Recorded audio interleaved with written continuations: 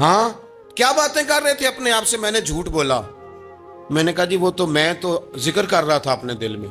کہتے ہیں حضور مسکرائے اور مسکرا کے فرمانے لگے چل چھوڑ، جس کام آیا تھا وہ کرتا کیوں نہیں؟